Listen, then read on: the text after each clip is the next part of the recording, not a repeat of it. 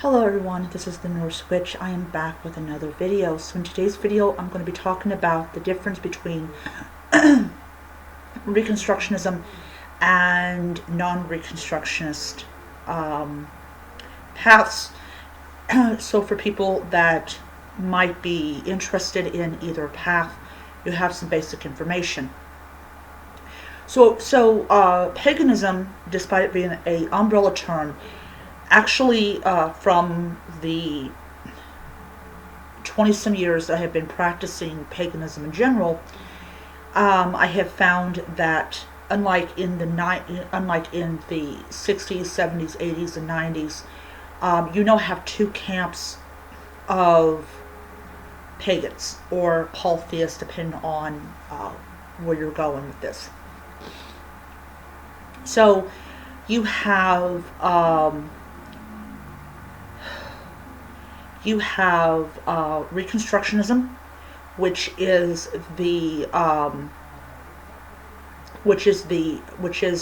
any practice that attempts to reconstruct as much as possible based on primary, secondary sources how religion in ancient times was actually practiced, minus things like animal sacrifice and human sacrifice. Now, the big issue that a lot of people in Reconstruction has with other Reconstructionists is some of them may not abide by the no animal sacrifice part. So you may have a Reconstructionist who goes and hunts a deer during deer season and burn a portion of it to Artemis, and you may have people that say, well, you didn't have to put a religious aspect to it. You could have just hunted the deer and just did what you had to do and leave it at that. You have a lot of people in the non-Reconstructionist community, like in Wicca and Druidry, that would also have that same view, missing the whole point of it altogether.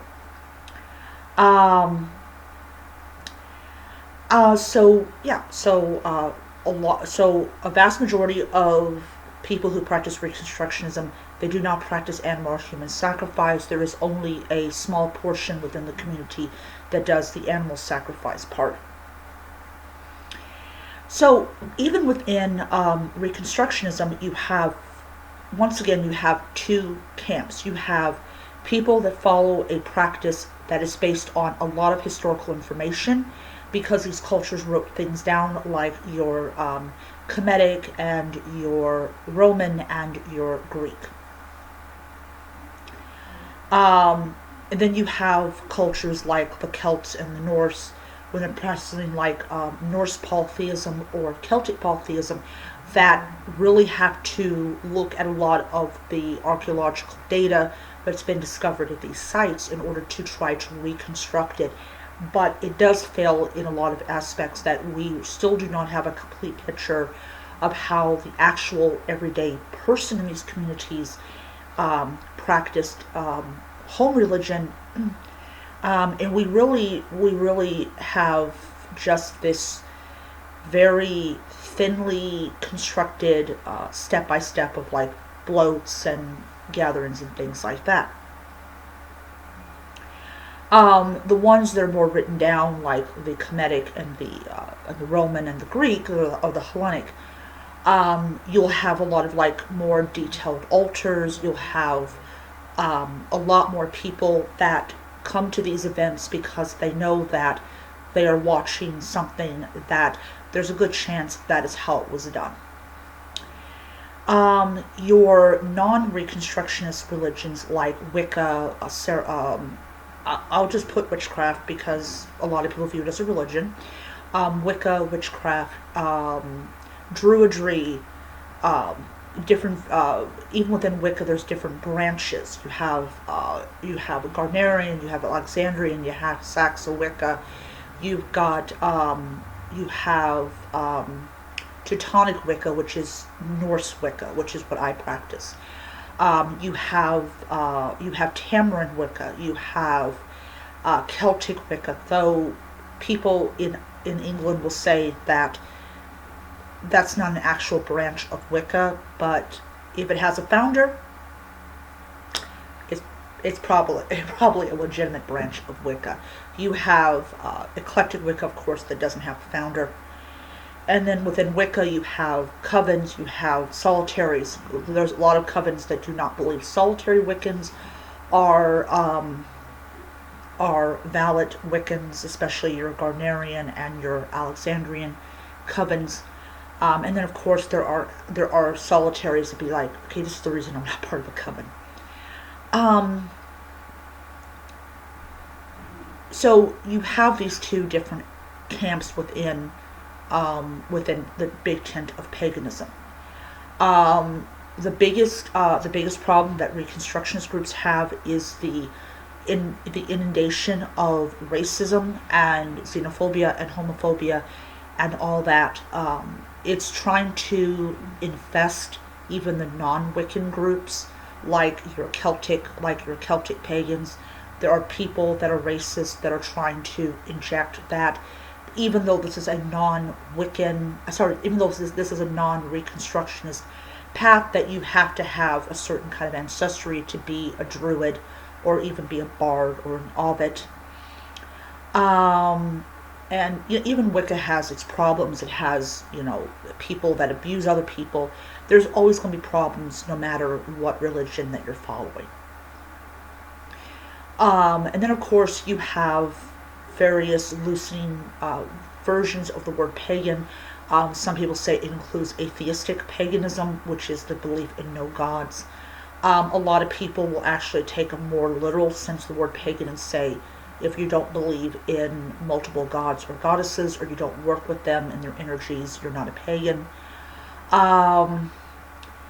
There's all these different kinds of debates that form in the pagan community about what is paganism, what is not paganism. Is the new stuff we're doing pagan? If you're practicing a variation of a culture or a religion that was part of a culture that didn't write anything down, and you are essentially trying to picture what the average person did in their home, you can say, hey, look, we don't know how they did it. This is why I'm not a Reconstructionist. I'm not practicing a Reconstructionist religion, so leave me alone, blah, blah, blah.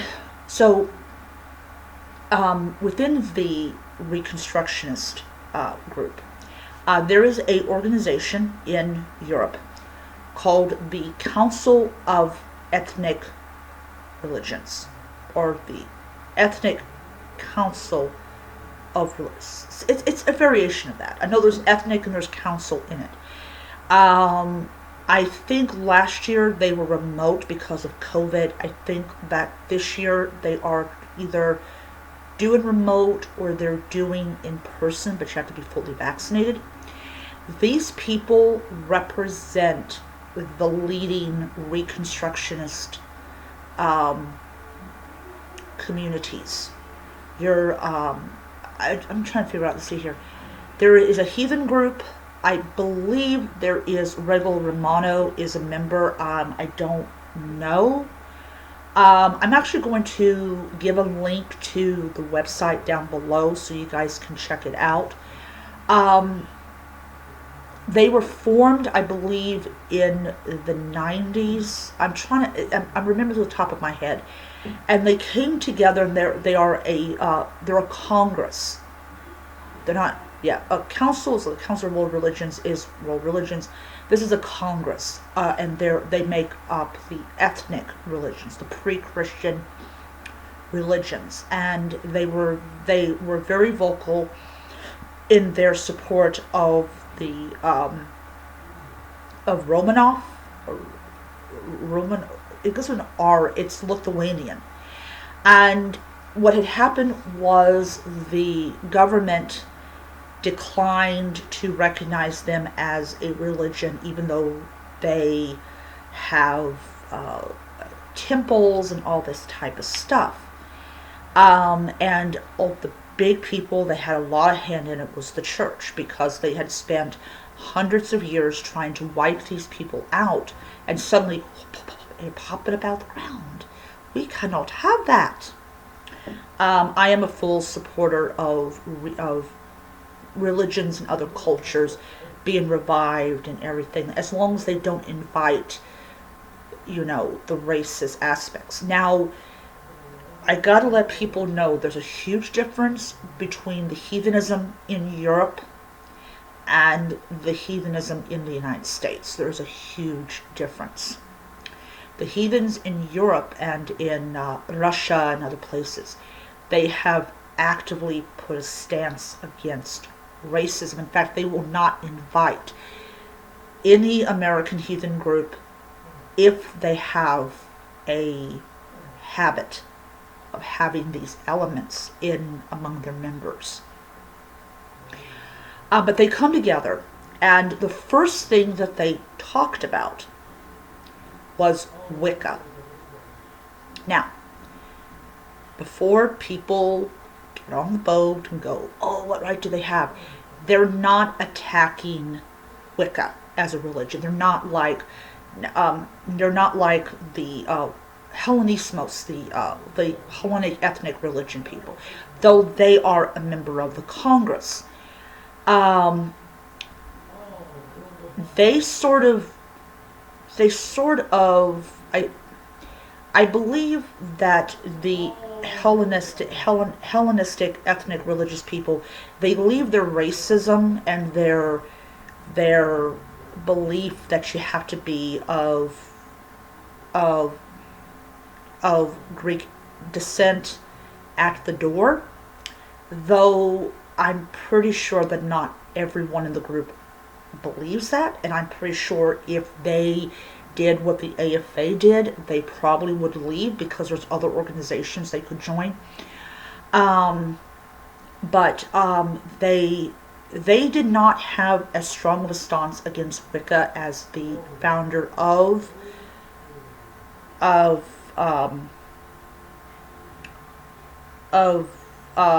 that one group in Greece who passed away. By the way, if you hear any weird noises in the background, my brother is playing a South Park game, so please, YouTube, don't strike my video. But yeah, so they basically said that Wicca is not an ethnic religion, which it isn't. Though they will respect Wicca's right to practice, because Wicca is not claiming to be an ethnic religion, so they are not trying to go for membership or anything like that. They did sort of make a statement about racism, and I think that their statement satisfied the non-racist branches of heathenism to the point where they joined. And basically, they did say that it is an ethnic, that if you're practicing an ethnic religion, please be aware that it is an ethnic religion. However, they have made it clear that if you are drawn to the religion, that you can practice that religion. So, for instance, my ancestry is I'm truly part Italian. My father was full-blooded Italian, so I can actually say I truly am half Italian. My children, if I ever did have them, would not be able to say they truly are a true half Italian. I could say I'm a true half Italian. So naturally you would assume that I would be drawn to Roman religion, and I do love Roman religion, but the thing about them is you have to do the word perfect. And so as much as I love my ancestral religion, heathenism is also my ancestral religion. So I am still practicing an ancestral, I still have the belief in my ancestral deities, even though I do not practice a Reconstructionist form of that religion. So, so you have these two camps. Now, if you're of course, into Wicca, you definitely would be more interested in the Council of World Religions than the Council or the Congress of Ethnic Religions. But they have done some very important work for ethnic religious believers. Now, when I mention about racism in these ethnic religions, or xenophobic, or whatever, we're talking about people that believe that you have to have the right DNA or the right blood in order to practice these religions. The two groups that are guilty mega of this is the Afrocentric Comedics and the Folkish Heathens. They are both in the same pot, in the same group, in the same standing of I'm a dipshit, and I'm going to show people how much of a dipshit I am. So the problem with Afrocentric Comedics is not their belief that that white scholars have tried to destroy proof that there was African rulers, and there was. I mean, there's evidence of what's known as the Black Pharaohs. It's when they go as far as saying that native-born Egyptians, people whose blood, since they're all about blood and all about the right kind of heritage, they can trace their blood all the way to the ancient Egyptians. Yes, there is some Arab DNA in there because Arabs did in fact invade Egypt, but you literally have them saying that if you are not black, you cannot venerate the Kemetic deities, even though there are Kemetics in Egypt that are practicing under fear of their lives. These people are worshiping and venerating these ancient Egyptian deities, knowing perfectly well if they're caught, they could get killed for it, they could be beaten for it, whatever.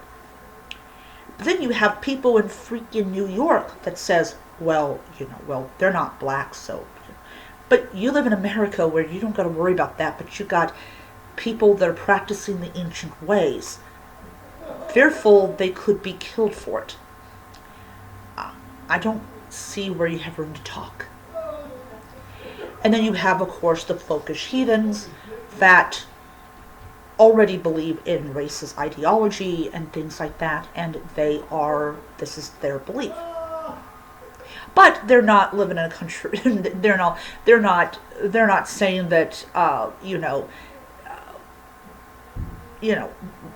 racism is the same, but they're kind of leaving out a couple other things that the other group does. But yeah. So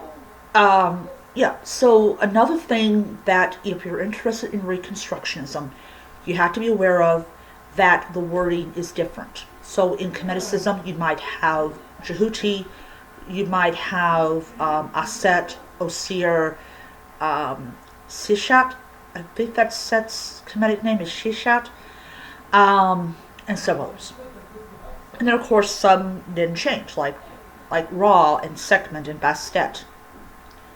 And then you have Tor, or not Thor, Tor, as the Norse god of thunder, and you have Woden. It depends on what part of the Norse world you're at. Like my Norse practice, my Nordic Wiccan practice, is definitely more centered on like the British Isles.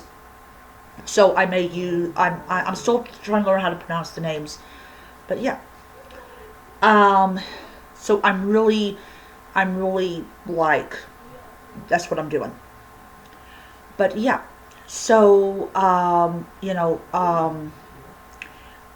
the one thing that heathens and druids have in common with Wiccans is they will create sacred space. And the words they use in rituals are created by other people.